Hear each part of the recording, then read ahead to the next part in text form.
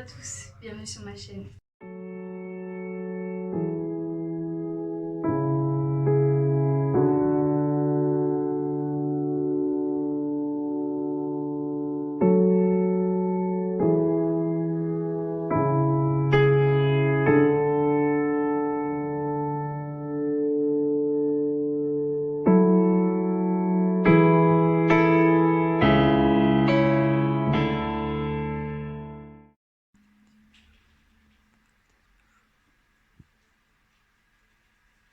Aujourd'hui on se retrouve pour une nouvelle vidéo. Ça sera une vidéo très courte parce qu'il y a très peu de détails. J'aime beaucoup faire des histoires peu connues. J'aimerais beaucoup faire des histoires connues également, mais vu que c'est connu justement, j'ai peur que ça soit trop vu et revu et que ça ne vous plaise pas. On va parler aujourd'hui d'un jeune couple de Cédric Danjeu et Christelle Mourlon. Donc on va parler d'abord de leur enfance. Il n'y a pas énormément de détails comme je vous l'ai dit. Christelle Mourlon, elle vivait dans la Creuse avec ses parents. Elle a vécu une enfance plutôt très heureuse. Ses parents subvenaient à ses besoins. Elle n'a jamais manqué de rien. Elle vivait une enfance très heureuse. En revanche, pour Cédric Danjeu, c'était assez différent puisqu'elle a été victime de violences et de rejet par son père. Donc lui, il a vécu une enfance assez difficile et assez traumatisante. Enfin, je veux dire, on s'entend là, être rejeté et violencé par son père, c'est juste horrible, même par sa mère, enfin par un de ses parents, c'est juste affreux, donc ça n'a pas dû être facile pour lui. J'ai pas leur âge exact, mais c'est un couple de enfin ils sont jeunes et ensemble ils ont un petit bébé qu'ils appellent Lohan. Mais le petit bébé a connu des complications et il naît avec une malformation cardiaque. Après seulement 4 mois de vie, Christelle, la mère de Lohan, appelle la police pour reporter le petit bébé comme disparu. Elle explique qu'ils étaient au bord d'un lac, que Cédric et Christelle, donc les parents de Lohan, étaient en train de jouer à la pétanque et que Lohan était dans son cosy juste près de la voiture, donc il était à leur vue, mais quand même quelques mètres plus loin.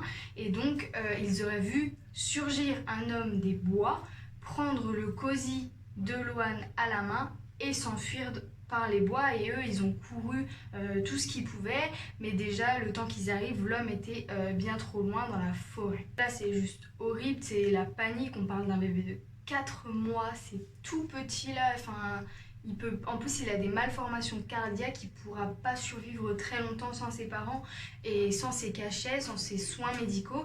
Donc là c'est vraiment une grosse alerte qui commence. Il trouve ça bizarre que l'homme ait couru très vite au point qu'il ne puisse pas le rattraper avec un cosy à la main et le bébé dedans. Enfin, je sais pas si vous vous rendez compte, ceux qui n'ont pas d'enfants, mais ceux qui ont des enfants, ils me comprendront sûrement. Un cosy c'est très lourd avec le bébé dedans. Donc à moins qu'il soit très fort, je pense pas qu'il... Enfin les enquêteurs non plus ne pensaient pas qu'il ait pu courir très loin comme ça. Mais bon, l'enquête a suivi. Donc les enquêteurs, eux, ils fouillent tout le lac, ils prennent des plongeurs et ils vont aller fouiller partout dans le lac au cas où au cas où l'homme en question aurait tué le bébé et l'aurait mis dans le lac. Donc ils fouillent le lac, ils fouillent toute la forêt, ils fouillent tout autour du lac, ils fouillent vraiment partout. Ils prennent des hélicoptères, ils survolent la forêt et ils trouvent rien, aucun indice, pas une empreinte de chaussure, pas un cheveu, rien du tout. Les enquêteurs n'ont sur aucune piste et comme dans la plupart des affaires de disparition d'enfants, un membre au moins de la famille est impliqué, ils commencent à soupçonner les parents. La grosse révélation, les parents vont enfin avouer que c'est eux qui ont tué en fait leur petit bébé, Lohan de 4 mois. Et on a découvert un passé très sombre puisque le petit bébé dès sa naissance était frappé et secoué par son père. Qui ne supportait tout simplement pas les cris de son enfant. Il faut savoir, encore une fois je parle pour ceux qui ne sont pas parents et les plus jeunes, parce que bien sûr ceux qui sont parents savent, faut savoir qu'un bébé, si on le secoue, ça peut être très grave pour lui.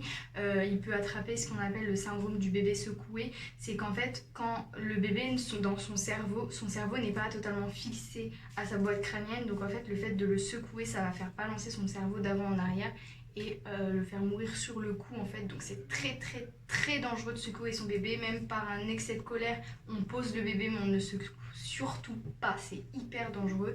Et lui en fait il était secoué et frappé depuis sa naissance, c'est juste impensable. Cédric dans son passé avait déjà été condamné pour violence sur sa femme Christelle et elle était quand même restée avec lui. Il faut savoir que les parents de Christelle ne parlent plus à Christelle, ne parlent plus à Cédric, et depuis le début ils savaient que Cédric était assez violent et à plusieurs reprises il lui avait dit de le quitter, de partir en fait, et elle ne voulait pas partir. Je pense qu'elle l'aimait ou qu'ils avaient quelque chose en commun, par exemple leur maison ou leur voiture qu'ils devaient payer ensemble et qu'elle ne pouvait pas partir. Enfin, je pense qu'il y a une bonne raison, ou alors il n'y en avait pas. Les enquêteurs en fait ont découvert que le bébé Loan n'était pas mort le jour où ils ont appelé la police, mais 3 semaines avant. C'est juste fou. Pendant 3 semaines, ils ont fait croire à leurs parents que le bébé était encore en vie, à leurs voisins que le bébé était... Enfin, ils ont fait croire à tout le monde que le bébé était encore en vie alors qu'il était mort depuis 3 semaines. C'est énorme. Il est mort... Ça me fend le cœur là, c'est juste horrible. Je pense juste à mon bébé, c'est horrible. Cédric a en fait frappé Loan parce qu'il ne cessait de crier et ça l'a excédé dans un accès de colère. Il l'a frappé jusqu'à sa mort. Ils ont ensuite enterré le corps dans un sac plastique à 15 km de chez eux, près du lac. Il était mort depuis 3 semaines, mais non, il était mort depuis juste 1 semaine, mais c'est quand même énorme là. Mais je viens de revoir mon cahier et en fait c'était pas ça du tout, j'ai confondu. Et donc il était mort depuis quand même 1 semaine, donc c'était hyper long. Et pour ne faire aucun soupçon, quand leurs parents leur demandaient des photos ou des choses comme ça, en fait ils envoyaient des anciennes photos. Faut savoir que l'histoire s'est passée en 2014, donc c'est assez récent. Et ils préparaient des biberons à l'avance. Quand ils recevaient des gens, en fait il y avait les biberons préparés comme si le bébé était encore là. Ils promenaient une poussette avec un poupon dedans. Faut être clairement tordu pour faire ça. Bref, ils préparaient des habits, ils faisaient des lessives, ils les étendaient dehors des petits habits du bébé pour que les voisins se doutent de rien. Et mais en fait, je comprends pas ces gens, moi c'est juste horrible de faire ça. Et après tu peux encore pendant 1 semaine faire comme s'il était encore là, tu peux encore mentir encore plus, et au bout d'1 semaine rajouter un mensonge. Mais comment? Donc Cédric, lui, fallait s'y attendre, il a été condamné à 12 ans de prison ferme, et Christelle, elle a été condamnée à 3 ans de prison, dont 2 avec sursis, donc elle va passer qu'1 an en prison. Je trouve ça juste et en même temps non, parce que pour moi Cédric devrait passer toute sa vie en prison, clairement. Il a tué un être humain, quoi, un bébé qui n'avait rien demandé à personne, il n'avait même pas demandé à venir au monde. Ils ont fait un enfant ensemble, ils l'ont voulu ou pas, je sais pas, mais en tout cas ils l'ont gardé, donc ils l'ont voulu quelque part. Pour au final lui faire ça à 4 mois, il avait toute la vie devant lui, cet enfant, il a rien demandé à personne, je trouve ça juste horrible. Moi je l'aurais condamné à vie. Et la mère, 3 ans c'est rien je trouve, parce que même si c'est pas elle qui l'a tué, elle a été complice pendant 1 semaine, elle a fait comme s'il était vivant alors qu'elle savait très bien qu'il était mort. Elle est restée avec lui, moi je trouve qu'elle a été passive.